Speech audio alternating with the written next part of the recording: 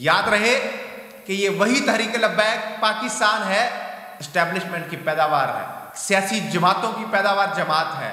जिस बंदे ने भी किसी भी मजहबी जमात के ऊपर पाकिस्तान बनने से लेके अब तक कोई भी हक़ाइक़ सामने लाने की कोशिश की है तो उसको जन्नतुल फिरदौस के आला मकाम पर पहुँचाया गया है। तो ये फिर कहाँ से पढ़े लिखे मौलवी हो गए, ना इन्होंने इस्लाम पढ़ा है, ना तारीख पढ़ी है, ना दीन पढ़ा है, 4 किताबें रट के फिरकेबाजी की, तशद्दुद पसंदी की, आके मेंबर पर बैठ जाते हैं।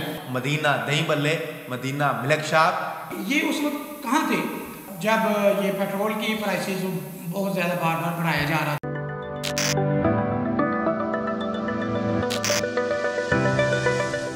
नाज़रीन, मैं हूं आपका मेज़बान AK आज़ाद।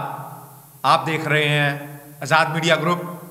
नाज़रीन, इस वक्त इस्लामी जमहूरिया पाकिस्तान में इस्लाम की तज़लील तो बांगे दोहल की जा रही है, इसके साथ साथ जमहूर की तज़लील के भी चर्चे हैं। नाज़रीन, इस्लामी जमहूरिया पाकिस्तान में इस्लाम और जमहूर दोनों की तज़लील, दोनों की नामूस को पमाल किया जा रहा है और इसी इसना में तहरीक लब्बैक पाकिस्तान ने 11 मई को एक अनाउंसमेंट कर दी है कि हम लॉन्ग मार्च करने जा रहे हैं। याद रहे कि ये वही तहरीक लब्बैक पाकिस्तान है जिसके बारे में कहा जाता था, कहा जाता है और कहा जाएगा कि ये एस्टेब्लिशमेंट की पैदावार है, सियासी जमातों की पैदावार जमात है। इसका फैसला आपने करना है, आवाम ने करना है कि ये क्या है। मेरे साथ इस वक्त 2 यंग जर्नलिस्ट मौजूद हैं। मेरे राइट साइड पे अली तलत चौधरी साहब मौजूद हैं, मेरे लेफ्ट साइड पर जनाब मकबूल साहब मौजूद हैं जो कि ग्लोबल PTI की नुमाइंदगी करते हैं। हमारे साथ दोनों यंग जर्नलिस्ट मौजूद हैं। हम उनका स्टांस लेंगे कि तहरीक लब्बैक पाकिस्तान क्या करने जा रही है, किसके इशारों पर, या कि उनका अपना सियासी और मजहबी विजन इतना ज़्यादा है कि उन्होंने वाक़अतन इस जमहूर का दर्द महसूस करते हुए 11 मई को एक मार्च का ऐलान कर दिया। जी अली तलत साहब, इस पे सबसे पहले तो आपका बहुत शुक्रिया और इस पे क्या राय देंगे आप? एक साहब, पहले तो आप मुझे छोटा सा सवाल का जवाब दें, हाँ या ना में। आपको अपनी ज़िंदगी प्यारी है? सर, ज़िंदगी प्यारी है, लेकिन लगता नहीं है मुझे। लेकिन याद रखना फिर मरना भी आता है। मैं मरने के लिए भी तैयार हूँ। लगता नहीं है मुझे, क्योंकि जिस बंदे ने भी किसी भी मजहबी जमात के ऊपर पाकिस्तान बनने से लेके अब तक कोई भी हक़ाइक़ सामने लाने की कोशिश की है तो उसको जन्नतुल फिरदौस के आला मकाम पर पहुँचाया गया है। आप मुझे लगता है बहुत जल्द पहुँचना चाहते हैं। सर कोई बात नहीं। दूसरी बात ये कि तहरीक लब्बैक के आप एस्टेब्लिशमेंट कह रहे हैं या आपकी ऑब्जर्वेशन के अंदर आया है, इसमें कोई दो राय नहीं है।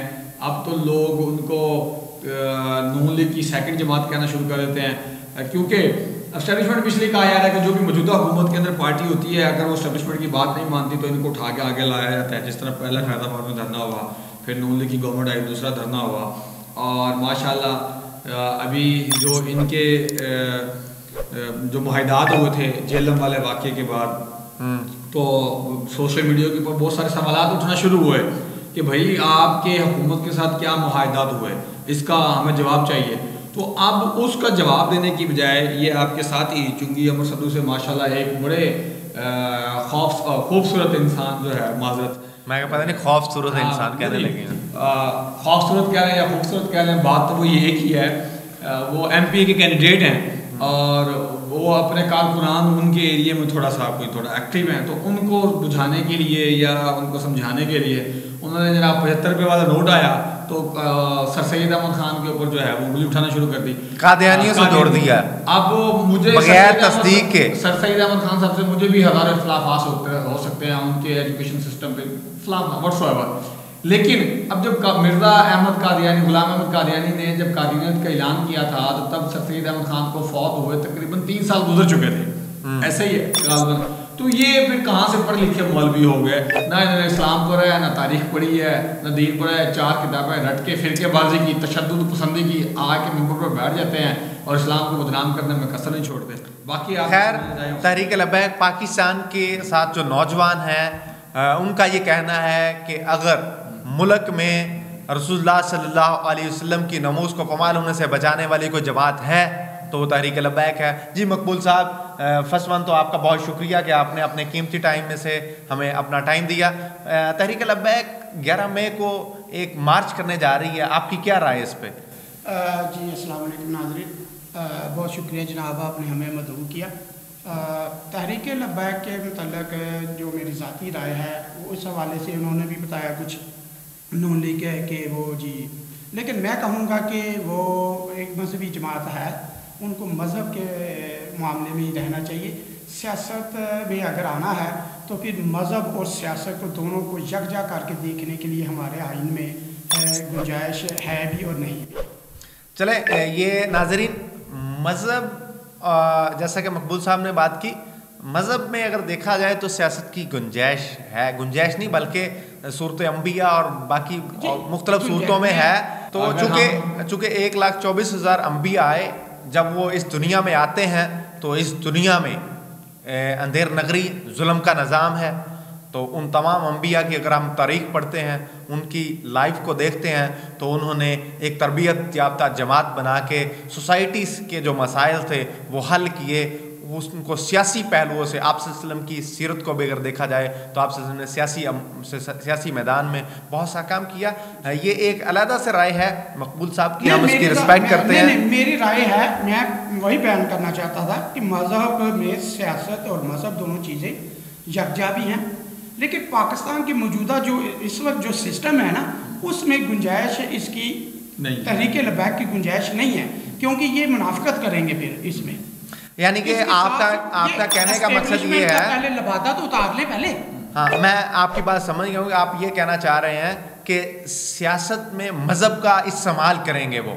हाँ, ये मकबूल साहब की जो कदर बात है, इसको मैं कदर की निगाह से देखता हूँ। और इस्लामी जमहूरिया पाकिस्तान में 75 सालों में यही हुआ है। आपने देखा होगा मदीना दही बल्ले, Medina milk shop, Medina cloth house, Mecca Photoshop, ये इस्लाम इस तरह के जो नाम है इनको यूज़ किया जाता है। और इसी तरह के स्कूल, दारे अरकम, मैं किसी को स्पेसिफाई नहीं कर रहा, और बड़े नाम हैं, तो नामों को इस्तेमाल किया जाता है। मैं आपने कहा कि मार्च के हवाले से, तो मैं राइट है इनका कि मार्च करे, किसी भी सियासी जमात को राइट है मार्च का, लेकिन ये उस वक्त कहाँ थे जब ये पेट्रोल की प्राइसेस बहुत ज़्यादा बार बढ़ाया जा रहा था। वो कहाँ पे बैठे हुए थे और फ्रांस के सफ़ीर को जी निकाले पीटीआई के लिए बड़ी सख्त, हालांकि ये एक सियासी मुतालबा था। सियासत में ये होता था कि उस वक्त वो सफ़ीर इस्लामाबाद में था। अब वो सफ़ीर इस्लामी जमहूरिया पाकिस्तान के दारुल खुलाफा इस्लामाबाद में है। अच्छा, ये फर्क है। अब उनको कुछ नहीं नजर आ रहा है, महंगाई का जो ज़मीन से आसमान हो गई। उस वक्त पीटीआई ने इस्लाम की हुर्मत के लिए यूएन में भी आवाज़ उठाई, और लीडर इमरान खान पीटीआई के जो, उन्होंने भी आवाज़ उठाई। और लेकिन इनका एक मुतालबा बड़ा गैर ज़रूरी था।